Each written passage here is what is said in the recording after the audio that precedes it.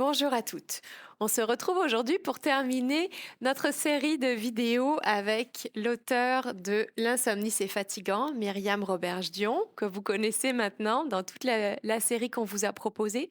On a parlé beaucoup du sommeil de la maman parce que c'est très important quand on est parent de prioriser notre sommeil. Tu nous as parlé des techniques, des méthodes, des techniques pour calmer le mental, de l'adaptation des routines quand on a un bébé et surtout du fait que ce n'est pas une fatalité et qu'il faut vraiment retrouver notre sommeil, un vrai sommeil réparateur rapidement, même après avoir un bébé.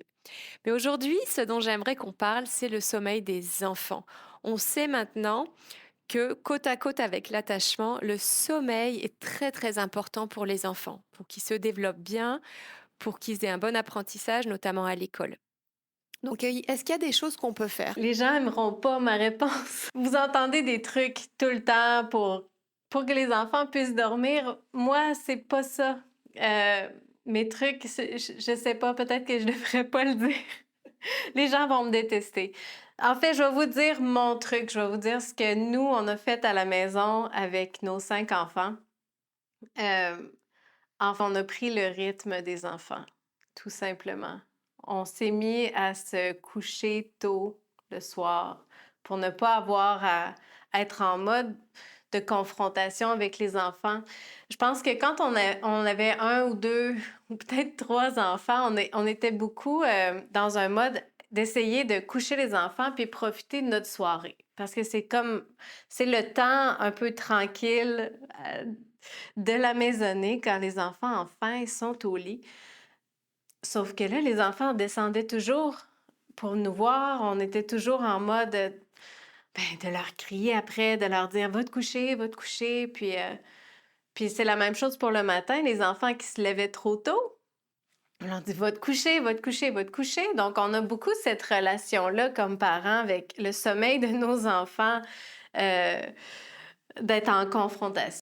Et oui, et puis on a hâte qu'ils aillent se coucher, il faut quand même le dire, on a hâte qu'ils aillent se coucher pour qu'on soit tranquille, pour qu'on puisse se regarder un petit film, se servir une coupe de vin, passer du temps avec notre amoureux. Je veux dire, même si on les adore, c'est vrai qu'on a hâte qu'ils aillent se coucher et c'est un peu monnaie courante de penser comme ça. Oui, exactement. Mais ce que nous, on a fait comme sacrifice dans notre famille et qui marche, mais c'est ça, je sais qu'on veut pas l'entendre, mais c'est de tamiser les lumières, de se coucher très tôt en même temps que les enfants, de faire la routine nous-mêmes, là, de barrer les portes, fermer les stores, fermer la maison en même temps qu'il est l'heure de monter coucher les enfants.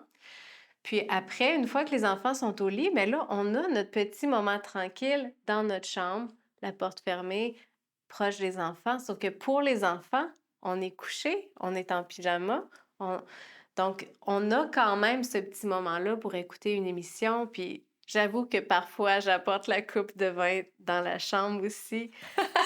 C'est correct Mm, oui. de prendre ce temps-là en amoureux pour placoter. Puis ça l'aide pour le sommeil des parents parce que on se couche vraiment plus tôt de cette façon-là que si on était resté en bas, frustré d'avoir à essayer de coucher les enfants, puis là, finalement, de dire je veux ma pause, mais là, finalement, on se met à se coucher très tard, puis les enfants se lèvent très tôt. Et puis les enfants, en fait, n'aiment pas voir leurs parents rester debout parce qu'ils disent et pourquoi moi? Pourquoi moi je peux pas rester debout? Pourquoi moi aussi j'ai envie de jouer? J'ai envie de jouer tard, j'ai envie de rester éveillée. Donc c'est vrai que ça évite cette confrontation avec les enfants, ça favorise leur sommeil, ça favorise notre sommeil. Donc c'est Une vraiment piste, la si vous clé, voulez une des l'essayer, clés.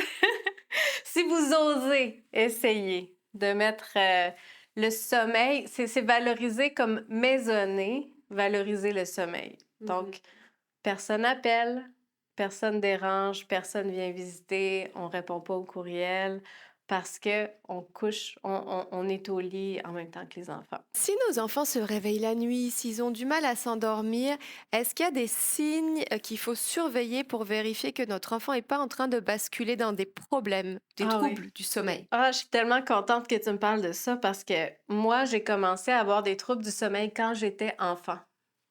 Puis ça s'est vraiment installé tranquillement dans ma vie. C'était peut-être seulement une petite demi-heure que ça me prenait à m'endormir quand j'étais enfant, mais dans ma tête à moi, je le vivais comme une souffrance immense. Je trouvais ça long. J'avais l'impression que ça me prenait 2 heures, 3 heures m'endormir, mais mes parents me disaient c'est seulement une demi-heure. Donc, comme parents, des fois, on a tendance à dire que nos enfants font des caprices.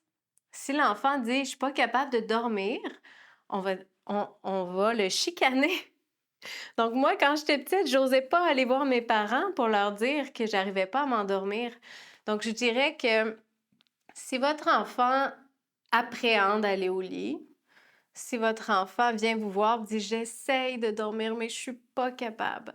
Donc, c'est simplement comme parent de le recevoir, d'offrir de la compassion, de l'écoute, de la compréhension, parce que nos enfants, ils vivent des choses dans leur vie. Des fois, on s'en rend pas compte, mais ils vivent beaucoup de défis confrontationnels avec des amis, des chicanes et tout. Donc, il faut être là comme parent. Faut pas banaliser ça, qu'un enfant qui dit « je suis pas capable de dormir ». Donc, puis ensuite, ben, il faut lui donner des trucs. Il faut vraiment le mettre en mode proactif pour que lui fasse ces trucs-là. Donc, les trucs qu'on voit dans le livre, les trucs qu'on a vus dans les autres vidéos, on le présente à notre enfant. Est-ce que toi, tu l'as utilisé avec tes propres enfants? Oui, c'est ça. Ma grande fille, quand elle avait 6 ans, elle s'est mise à avoir ces troubles-là. Là. Elle voulait plus aller. Là. Elle disait, maman, de toute façon, je dormirai pas. Ah ouais, ça c'est vraiment la phrase clé, là.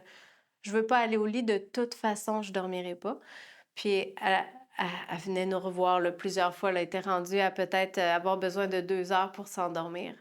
Puis c'est dans le temps où moi, j'ai fait ma technique. Moi, je me suis sortie de l'insomnie. Donc, je lui ai donné mes trucs. Puis maintenant, quand ça a marché.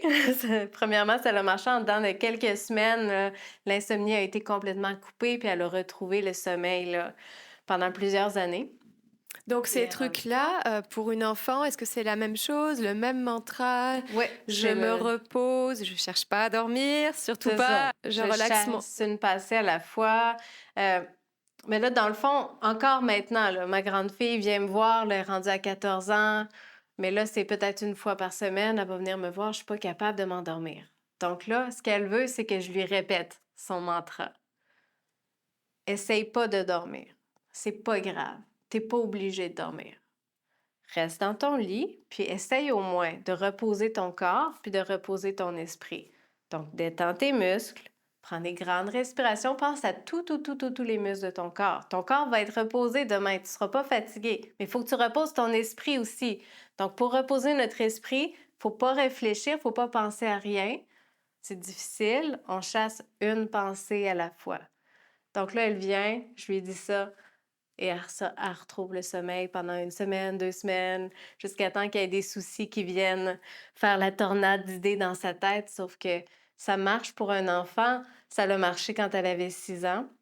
Je ne sais pas ça marcherait pour un enfant jeune à quel point, sauf que tous les petits trucs d'adapter notre soirée, puis de se préparer à créer ces hormones-là du sommeil, bien, ces trucs-là, ça marche pour les enfants aussi. Puis, faut vraiment pas banaliser un enfant qui a de la misère à s'endormir.